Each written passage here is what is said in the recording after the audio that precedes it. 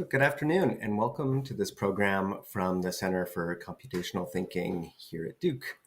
My name is Augustus Wendell and I'm an assistant professor of the practice in Trinity College at Duke in the Department of Art, Art History and Visual Studies, and I'm a core faculty member in Computational Media, Arts and Cultures. And I'm going to be presenting today a program called Drawing Machines. So let's dig in and look at this presentation. So the machine, singular versus plural, is a little play on the origins of the presentation. There's a piece of computational art practice, a very specific piece of practice at the root of this presentation. And the way we're going to get to it is through thinking more broadly about drawing and about machines in the plural form. So there's kind of an agenda happening here. It's a presentation of a thought process that led to a particular outcome for a project. And that is me. I'm also going to be joined later in the program by an undergraduate research assistant, Alec Liu, who was instrumental in creating the work, and he will present on the tail end of the presentation today.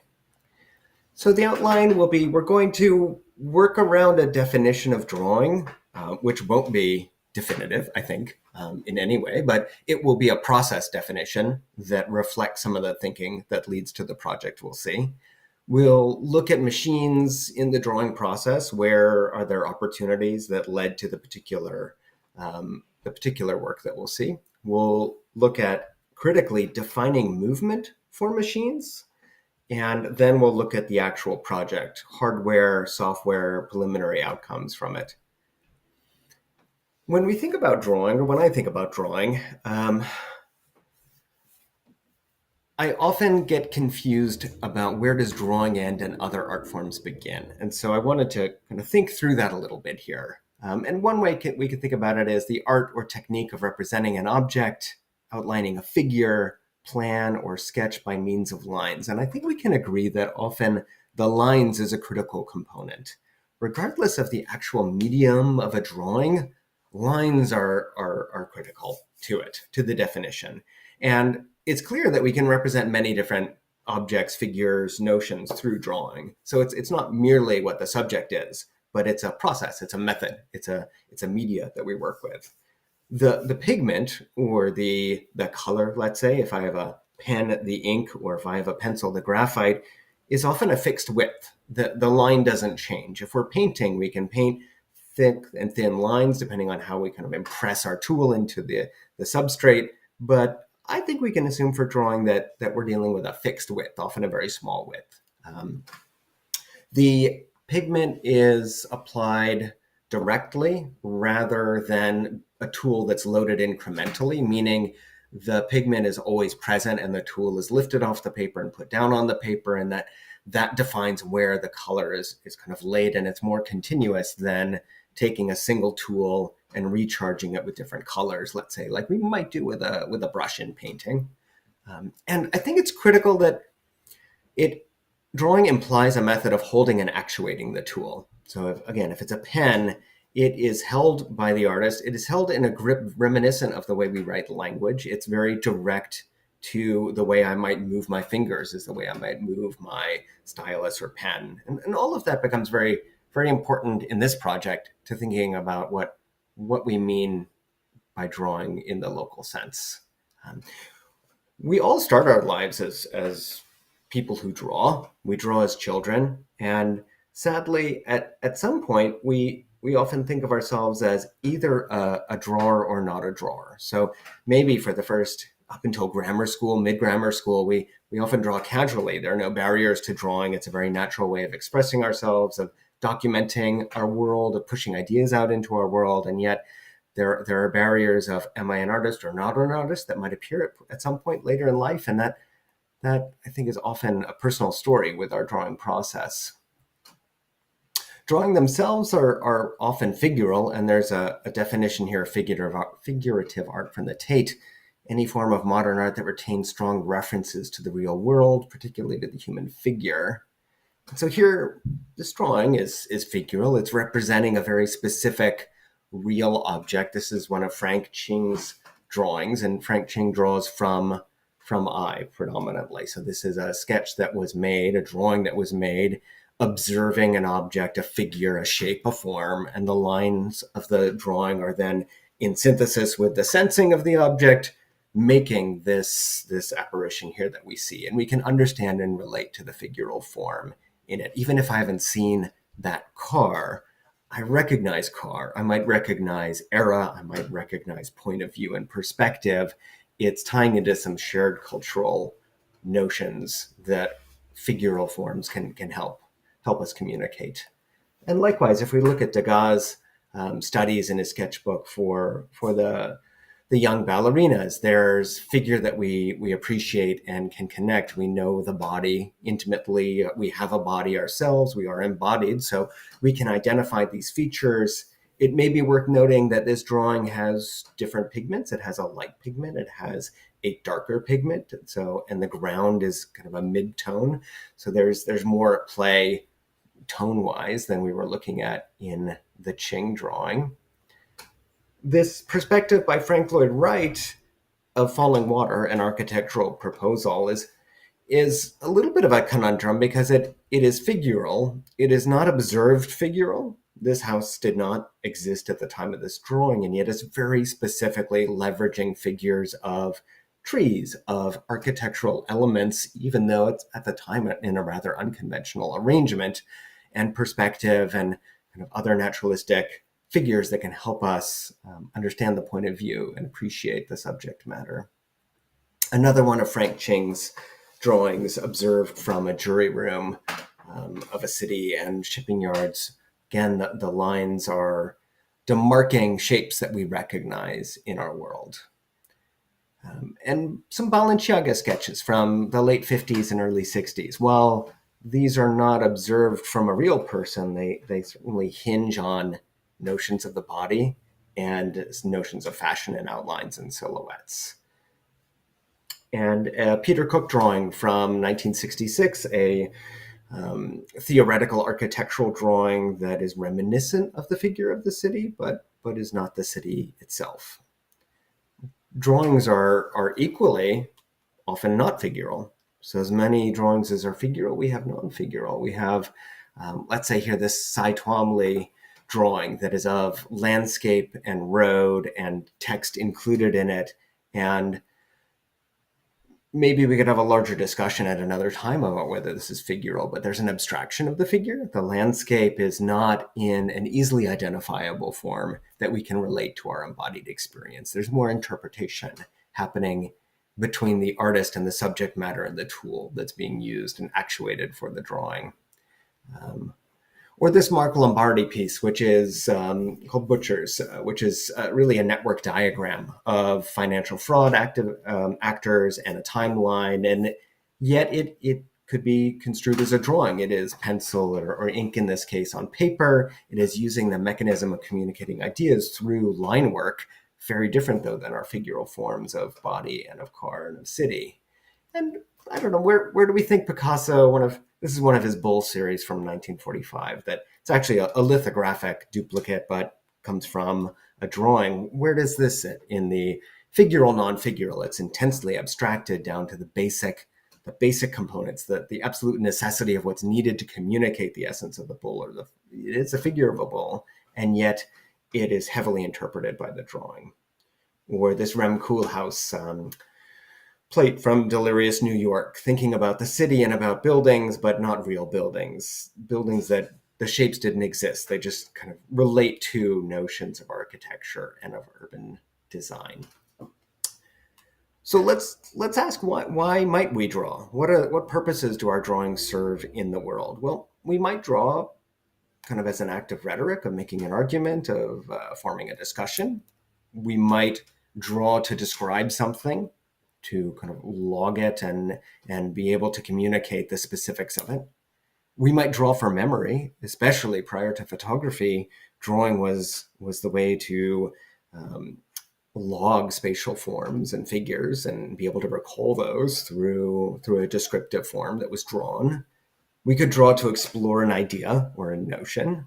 Perhaps in the network diagram piece we saw, that is that is less figurally descriptive. Perhaps it's exploring notions of connection. Drawing can be participatory. It can be a shared experience where we're drawing together in a practice. And it can be part of what I call here the visual practice. So as a practicing artist, the way that ideas are formed and stored and developed, ideated, changed and evolved is often through visual media. And so drawing, because it's a relatively low stakes, low barrier art form, meaning paper is not prohibitively expensive or challenging to find in small form, and writing instruments or tools like graphite and pen and ink are also not challenging to provide, can be a very well used mechanic for advancing visual thinking and for advancing and iterating through ideas of practice. As far as types of drawing practices go, there's maybe something we could just call drawing. Drawing's a bit of a catch-all term. It's challenging that way. It is often, we're referring to the idea of observation or maybe ideation in drawing, as opposed to sketching, where it may be observation and ideation, but it is often at a faster pace, at a lesser level of detail. That is implied, I think, in sketching. When we talk about a sketch versus a drawing, there's quite a bit at stake in assigning those words to the work. There's certainly technical drawing, for instance, communicating systems and designs and making something that's complex, clear, and evidenced through drawing. And that uses different techniques, often different kind of ways of bringing together lines to communicate something of complex nature. And then there's a notion of plotting as well, which I think of as duplication or perhaps instantiation.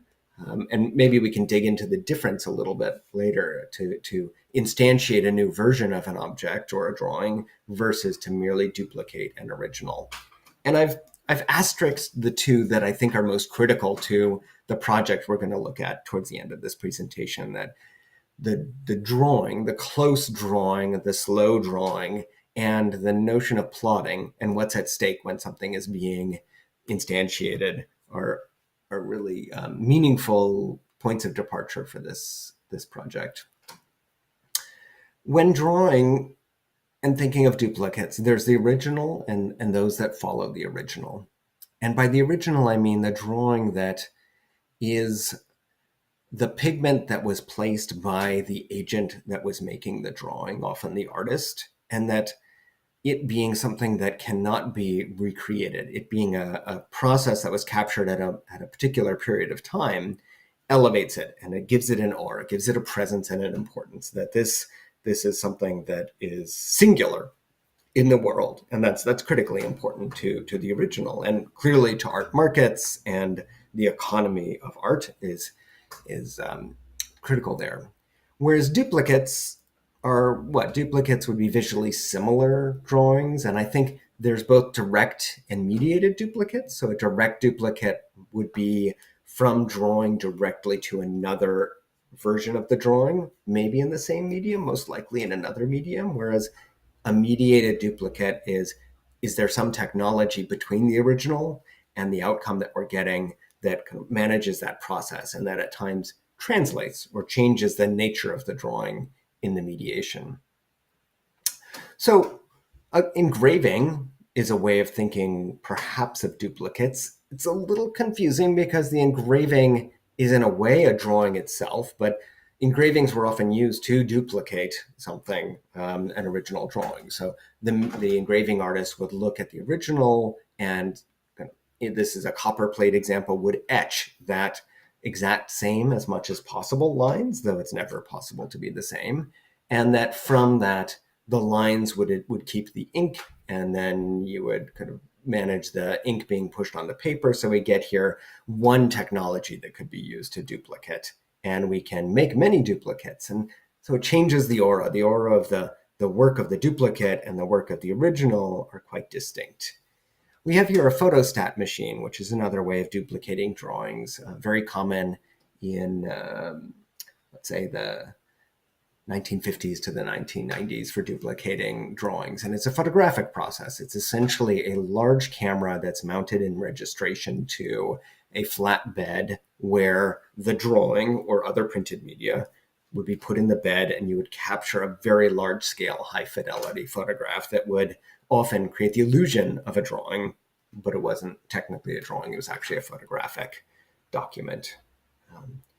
Or perhaps blueprints, where in the process of blueprinting, which was used for architectural duplicates for many decades, the original drawing itself would be impressed against another sheet of paper, and through an optical and photochemical process, the line work would change the exposure of the chemicals in the paper or on the paper, and you would get an exact one-for-one immediate contact print of the original. So this is a blueprint of a drawing at the exact same size.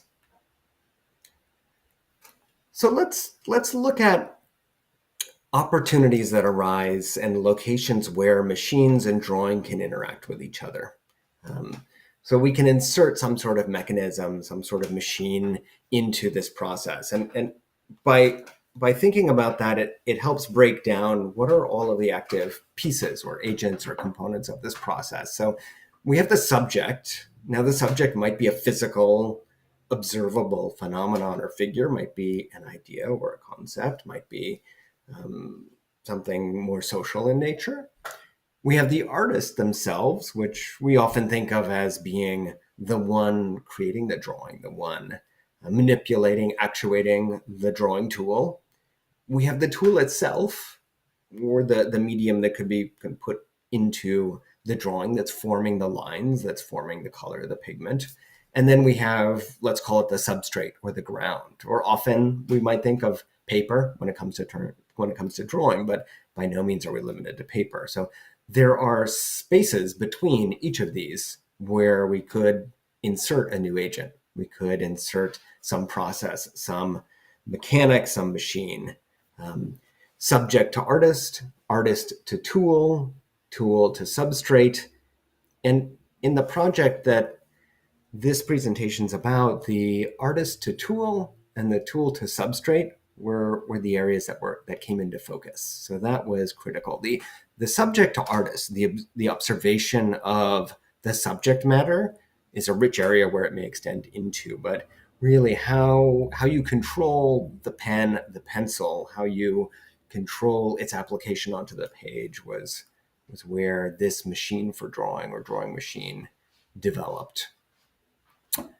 There are technologies, many technologies available for inserting mechanisms in these processes. So one of them, this is the pantograph. It's a mechanical apparatus. It can be used to either make a copy of an original or scale up a copy of an original. So in this case, through fixing the arrangement on the left-hand side and having the original be traced or could be drawn at the same time in the middle on the right, there's a copy in this case that's being enlarged. So through the mechanical relationships of these elements, a new version of the drawing emerges, a duplicate that really has been mediated through the connections and mechanical connections of the tool.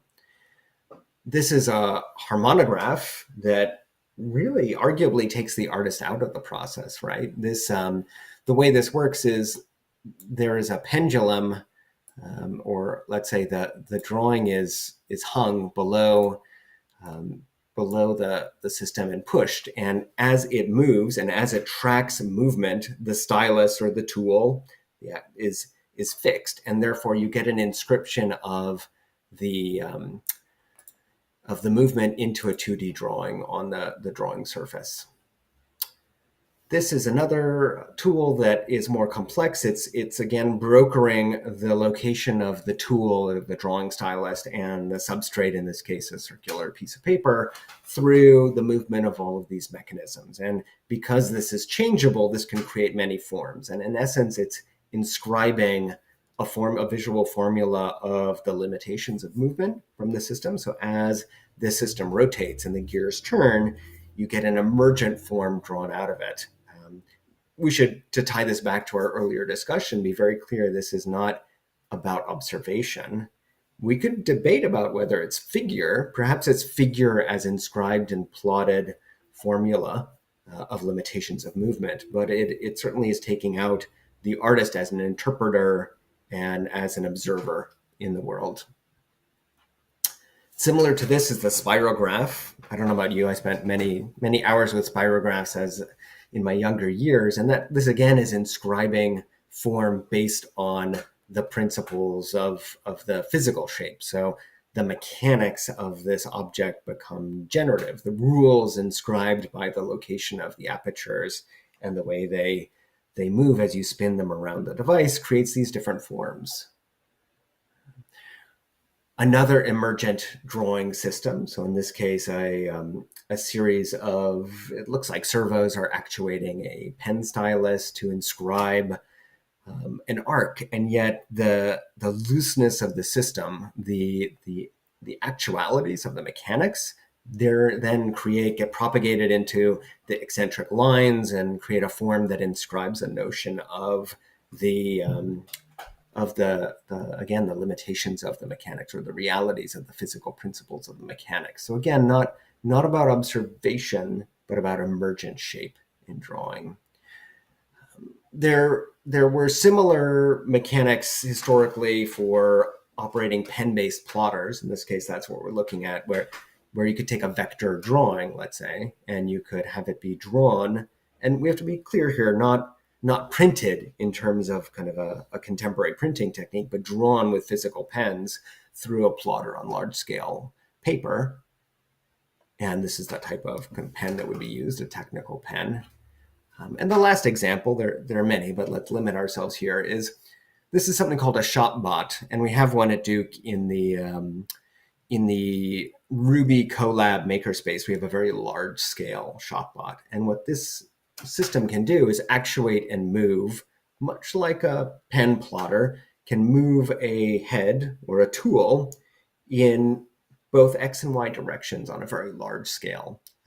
And while these are often used for carving or for milling, you can just as easily swap out the head and turn it into a drawing machine. And this became a critical point of inspiration for the project that emerged out of this. So let's talk about plotter theory, because that's where we're headed here with our drawing machine. We need some rules theorizing the space and control mechanics of a drawing machine. And let's assume that the drawing space is a two-dimensional plane, which doesn't have to be. We can draw on any surface, but for the sake of this project, it's a two-dimensional plane. We'll label its horizontal dimension X, vertical dimension Y.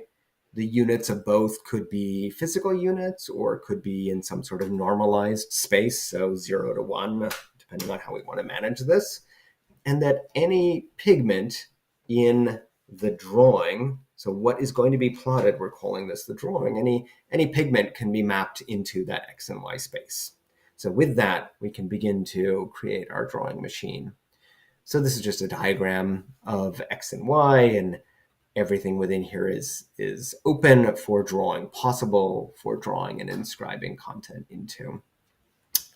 So when thinking about how to control a system like this, we will inevitably end up at something called G-code or RS-274. And this is a programming language, well, let's call it a control language maybe. We don't want to call it programming, a control language for computer numeric controlled devices, CNC devices. So this software or this tool set is incredibly common in many industries that need to control physical devices in 2 or 3 or even a larger number of dimensions. And because it has been around since the 1950s, it's incredibly well documented. It's a very, very rich area, tool-wise and algorithm-wise, and it's an easy way to control many different hardware setups and to be able to project how they're going to be controlled.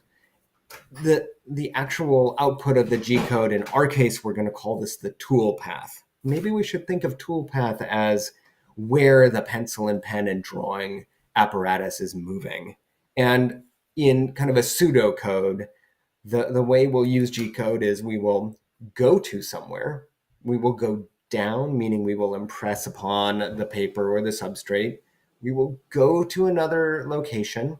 meaning we just drew a line. We will go up, go to, down, go to, up. This is how we're going to inscribe lines. And it's a simplification, but it will allow us to generate the recipe, if you will, of a drawing.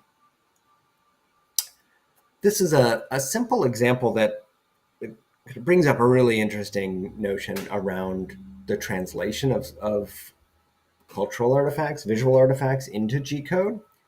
We have here a rectangle, and we are going to use G code to output a recipe for cutting or drawing, or let's say filling this rectangle, which is often the workflow when we're thinking about G code.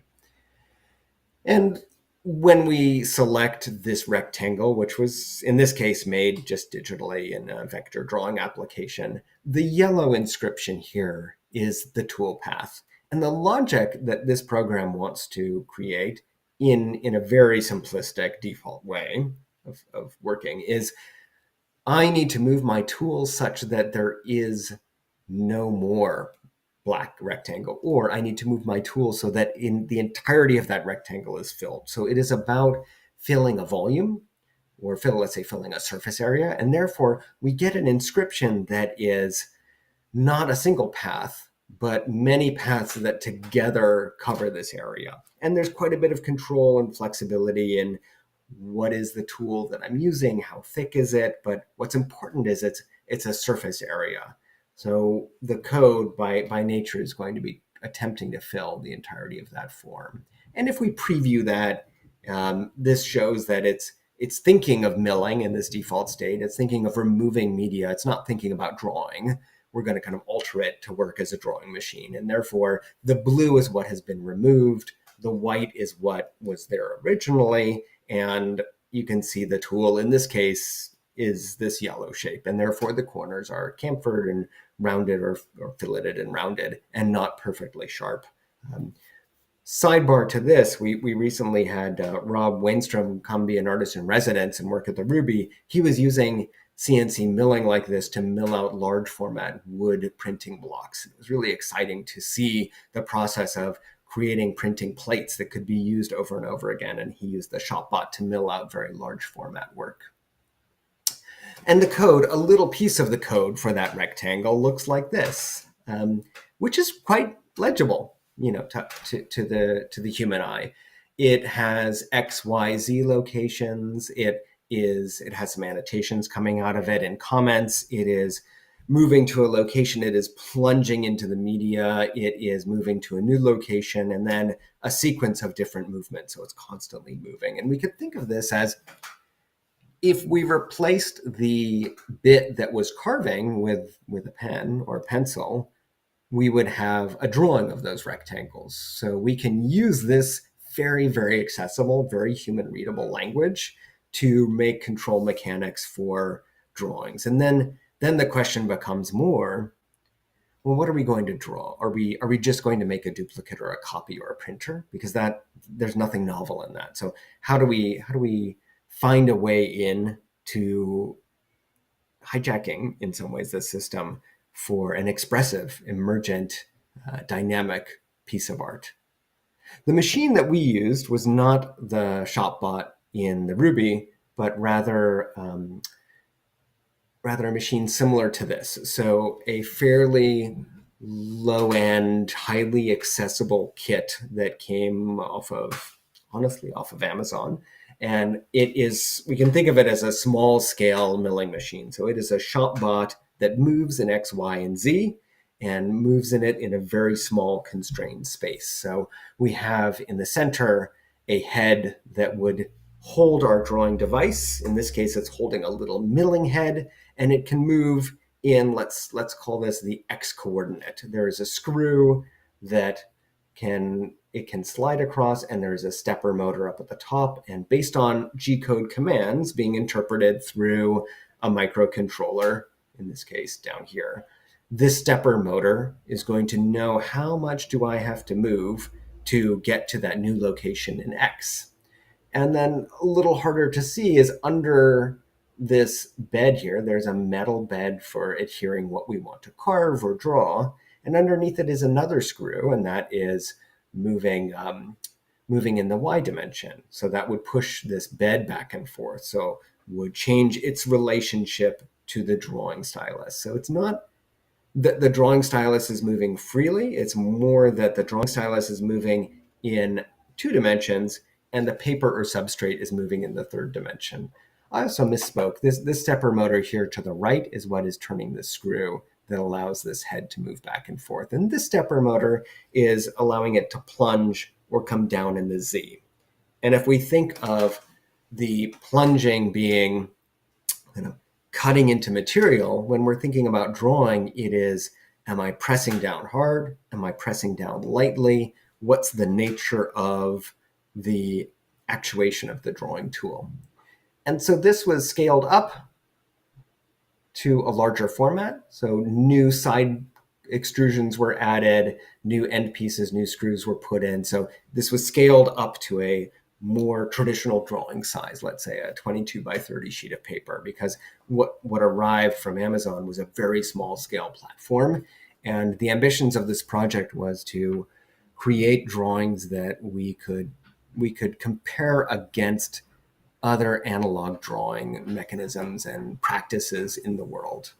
And there are a few more pictures here of details of those kind of screw assemblies and of the stepper motors that are driving these.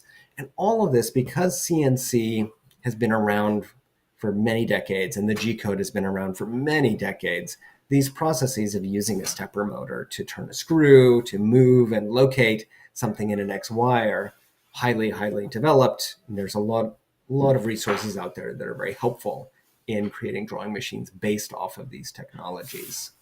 This is the bed of the drawing board, and you can maybe begin to see some charting of the X and Y axis marked out on this piece of plywood. So there was a way to conceptualize the digital drawing space, the space in the G-code, onto physical locations and be able to anticipate how it was going to be moving.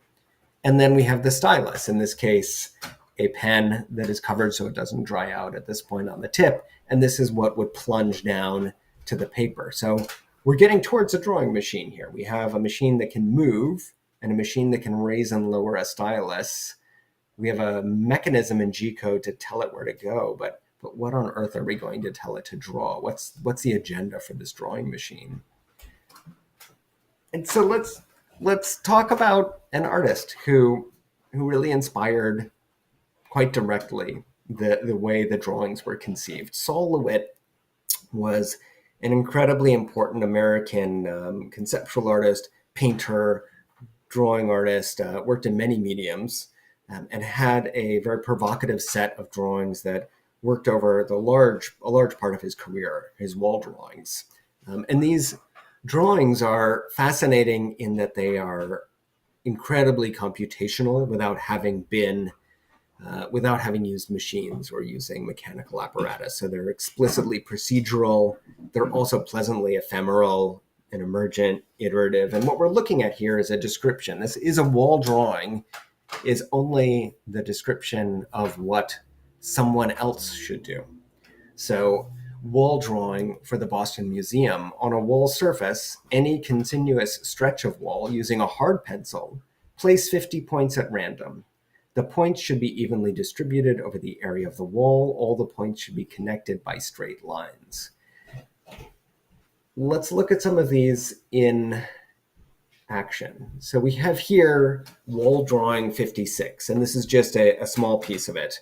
A square is divided horizontally and vertically into 4 parts, each with lines in 4 directions, superimposed progressively. So upper left, upper right, lower left, lower right. There's a building of systems of directions, and this is from 1970. So these directions could be followed by anyone who's working as an agent of Sol LeWitt. Sol LeWitt is not drawing, you are drawing.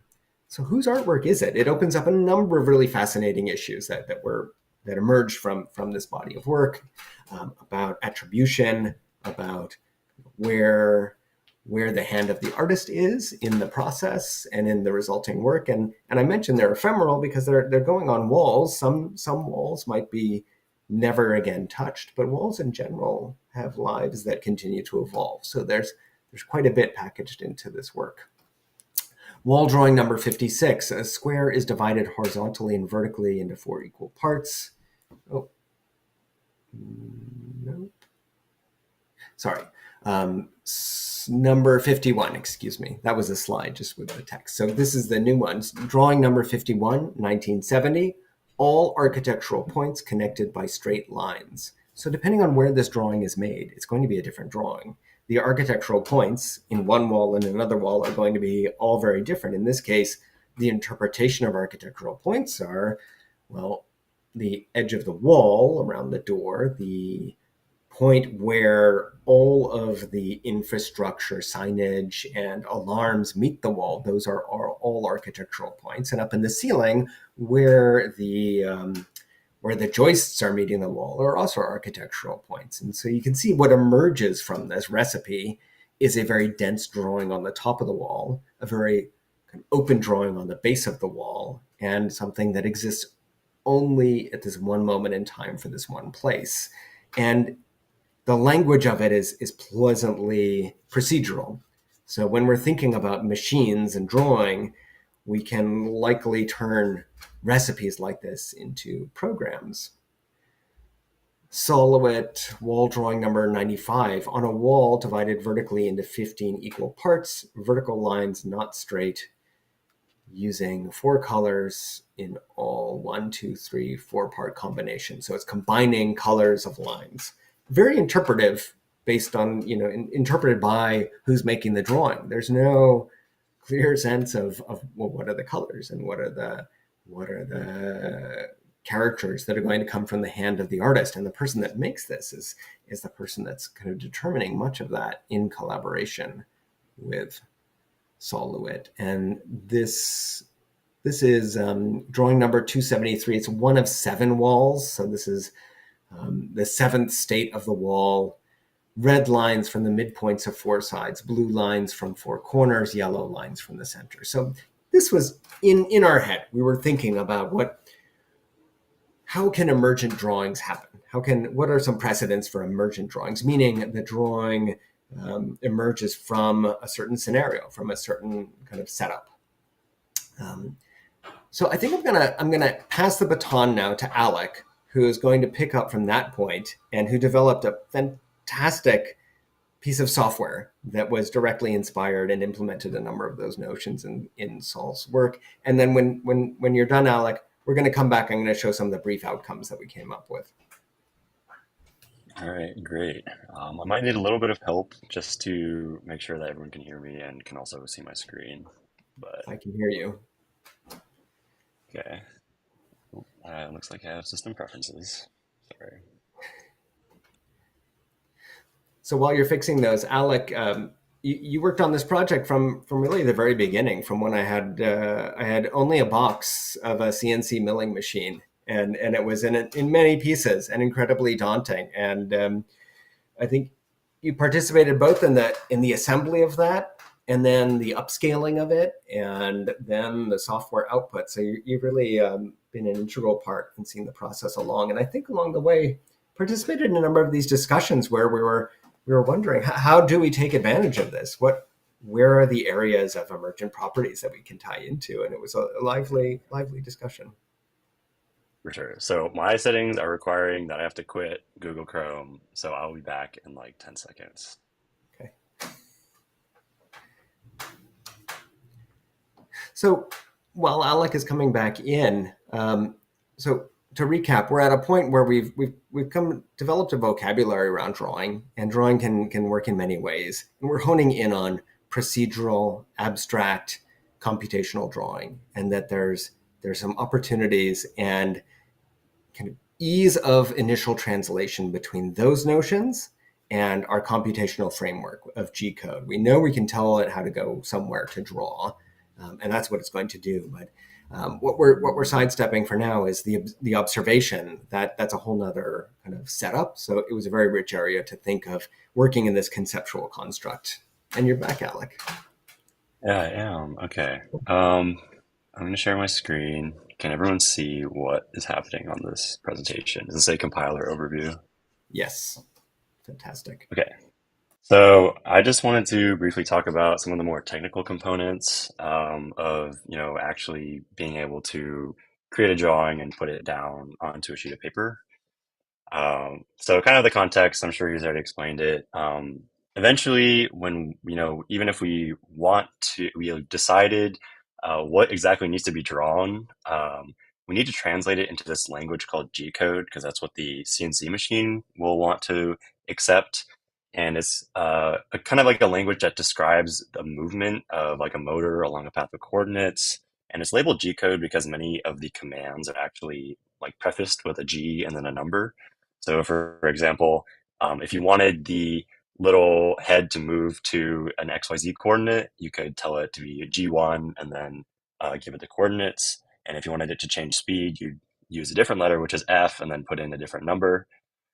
G code honestly looks a lot like assembly code, if any of you have seen that. But kind of the overall idea is G code is very tedious to write. You have to be very specific on how you're moving it, and you have to spend a lot of energy just to move it just a little bit. So, kind of in the grander scheme of things, if we want to create a more complex drawing, it could take a long time to just write out all of these lines to do the movements to create this drawing. So I just want to give an example. Here's a very simple drawing that I wanted to do. And this is generated in a website called NCViewer. I just want to draw two rectangles and a semicircle for a smiley face. But as you can see in this picture, it takes almost 30 lines of code just to do these very simple things. Um, there's a lot of context that surrounds each file as well. So you see at the top, there's this like G90 line that will define the types of coordinates that you're using. Here we want to use absolute coordinates. And of course, you see all sorts of different commands, fast movement, slow movement. There's like an arc movement to draw this semicircle. We can turn the spindle on and off, which kind of is more relevant to when we're machining metal because we need to be able to cut with like a bit. But for here, we still need it here just to make sure the program compiles. And of course, at the very bottom, we have a line 30 called M02. But kind of there's a lot to see here, but the main takeaway is that G code is very icky to write. And it kind of motivates us to add another layer of translation in between. So like this compiler program that can help us translate these commands instead. So instead of having to, from our model or as a user, describe these nitty gritty details of how to move the pencil around or whatever instrument that we've attached on the paper, we can just instead describe in some way a semantic instruction, like I just want to draw a line from here to here, or I want to draw a square from here to here, or even I just want to move my pen from here to here. And then the compiler can do all the dirty work to get the actual G code into the file and eventually transmit it to the CNC to like actually draw. So kind of the goals of this program, this compiler program, is to take care of all the setup and cleanup for the machine. So as I was talking about before, there's a couple lines at the beginning, there's a couple lines at the end to like mark the beginning and the end of the program, define coordinates, define speeds, stuff that the user or the client who is ever sending these instructions really shouldn't really worry about. We also provide tunable parameters. This can be, where the client wants to draw. We can also provide a basic set of instructions that the client can use. So this is mainly like drawing lines, drawing basic shapes, or moving to different places.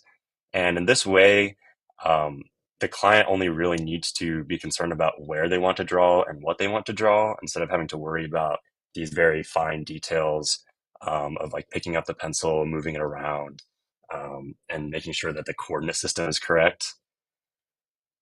So the way that we would build complexity from here, though, is basically we can allow the client to remix these different commands to create new commands that can do more. So, thinking about even if we had only one command that allows you to draw a line from point A to point B, we can already draw rectangles. We can draw any sorts of polygons, actually, just with a little bit of trig and a little bit of math that we can do on our side. Then we can start to like approximate circles or even like rounded objects just with like little increments of straight lines. Of course, we can also draw patterns across the screen. We can draw generative patterns, using some sort of randomizer or based on some input. we can tell the program to write for us the G code to, draw these fancy complex lines across the screen using just a simple API. So I just wanted to go through a couple examples of what you can do. So going back, I guess before we do that, let me just tell you briefly about the usage of the program. So this is just taken directly from the code.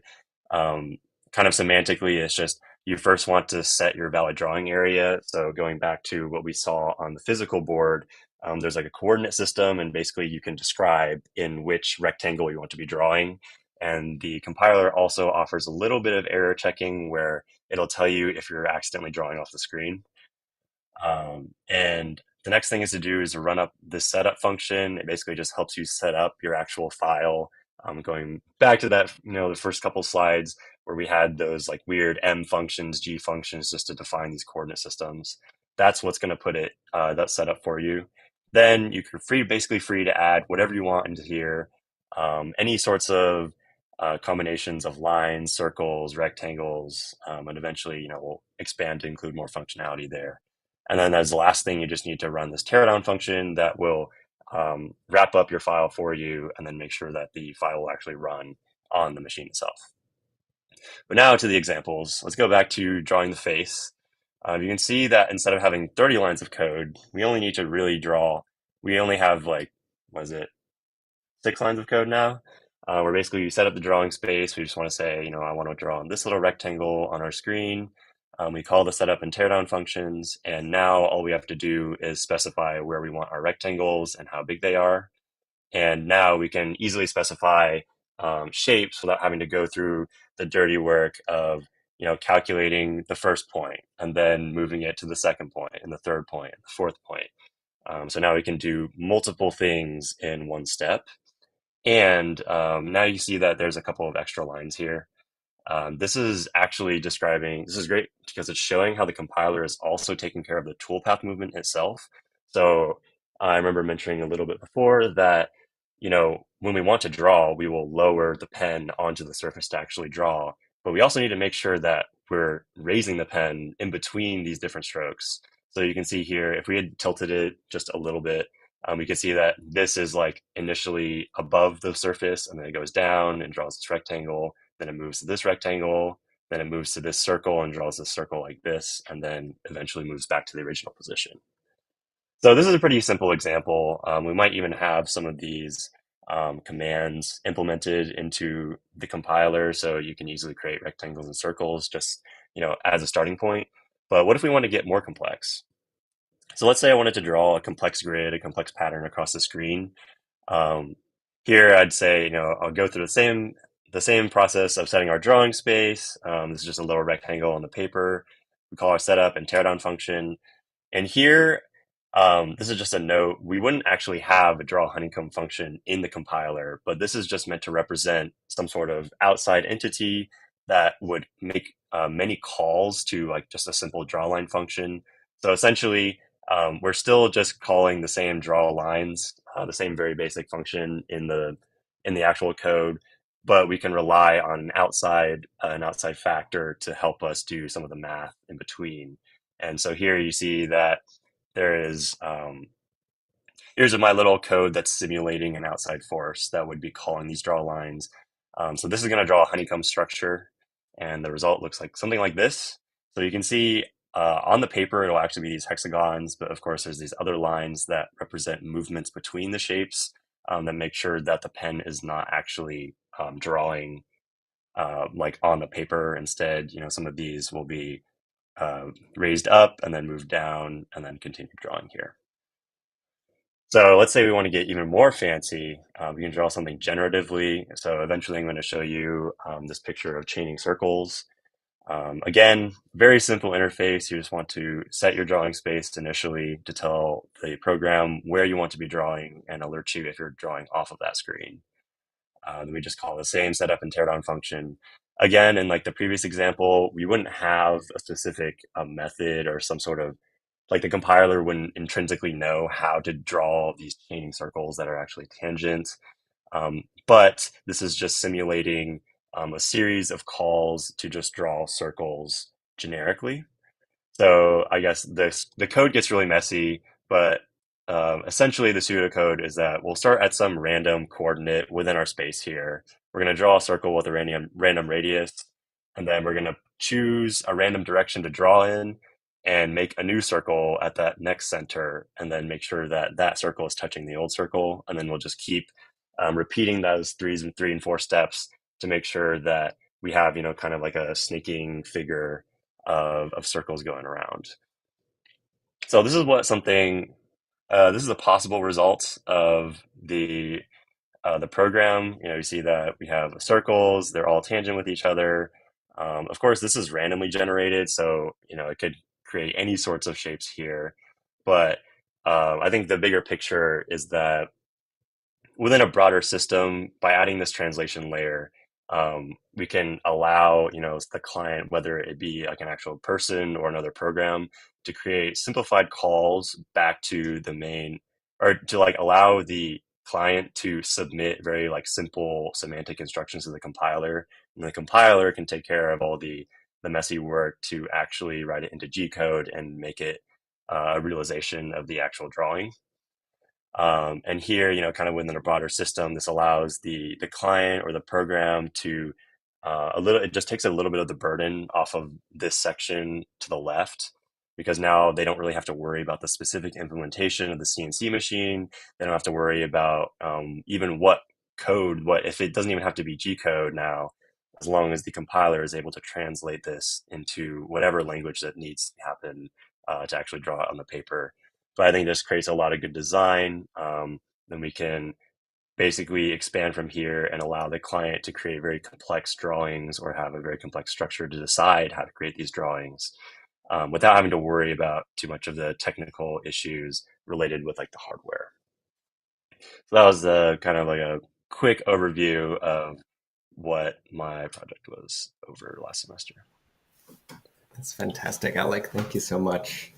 I'm smiling because there's so much work behind that, and it's lovely to see it all described by the author of it. And I think the most critical point for me is when you're mentioning that the calls are semantic. So I'm sure I could, in a program like Illustrator or a CAD program, I could make chaining circles. I could dictate absolutely precisely where they are and translate them into G code. But the beauty of this is that there are words being used to kind of conjure up something that's going to come out on the other end, and that it's not known and it's not preformed, and that the system is going to build a different answer for each of those as it's prompted. And that prompting is what is, for me, tying it so much back into the wall drawings. Maybe I'll share my screen and show just a few of the outcomes that we made here. So this is a drawing. This is a simple drawing, and I'm not sure if you recall, Alec. I think it was something like 30. Give us 30 lines and make them between 1 inch and 1.2 inches, and make them slightly angled, let's say, or some threshold value thereof. And when we say that, we will each think of a different outcome from it. We will imagine in our mind something unique. It's not figural, but we are translating and interpreting those instructions. And so this software library becomes another interpreter, right? Much like an artist would interpret that, or the hand of the person that's putting Sol LeWitt's wall drawing on the wall interprets it. And so it brings up a lot of questions about who is there an artist here? Is the artist the person? Is Alec the artist making the API that so elegantly spits out G code that could scale up to like give me 1,000,000 lines, which would be incredibly arduous to make otherwise? Or is the microcontroller the artist? I mean, clearly there's no clear answer here, but it's right. When we put this on the wall and we look at it and we say this is an expression of language in drawing, it opens up some really nice opportunities for considering these issues. And if we go in close, because it is an original drawing, it is, in this case, a pen on paper. The reality of how that tool works and the idiosyncratic kind of drops and pulls and wobbles that happen with the ballpoint pen in this case are all present. This is not a printer. We didn't go to the library and send this file out. This is a one of a kind plot from a pen on that paper. Now you may say it's not one of a kind because there's a G code file here, and I think there's a challenge in what do we do with that file, and it undermines the notion that this is an original because we could reprint it. And that's where some of the early thinking about, well, what is it to make a duplicate, to make a one-to-one duplicate, or to plot? How does that, what does that do to an artwork? Because that's a possibility here. The intention is not to reprint any of these or to replot any of these or redraw any of these, but the opportunity is there. And if we look at a few more details, I mean, really lovely. While they're only marks on a paper, they're marks that were described through language and then marked and drawn. Arrangements of form. I think this says 30 random lines, 1 to 1.1 inch. So if I asked you to draw that, you would have a very different outcome. And if I drew that in my head, I would have a different outcome. And so the agency of this machine also has a different outcome. And what would happen if in a gallery we put yours next to mine, next to this one? Are they all equivalent? Are they all of the same aura? Circles, linking circles, random circles, circles with all the beautiful realities of a stylus going down and coming up, and the marks, the material properties of the drawing system exhibited in them. Yeah, and that's the end of the presentation. So we started off with drawing machines, thinking about drawing, and it was much a model of the process of how did we end up at what we ended up with. And so we made a machine. Alec scaled it up. We made this software system. We had discussions about Sol LeWitt, and we get these drawings that hopefully you'll see up on a gallery soon around campus with our names on them, and we can have a deeper conversation about it.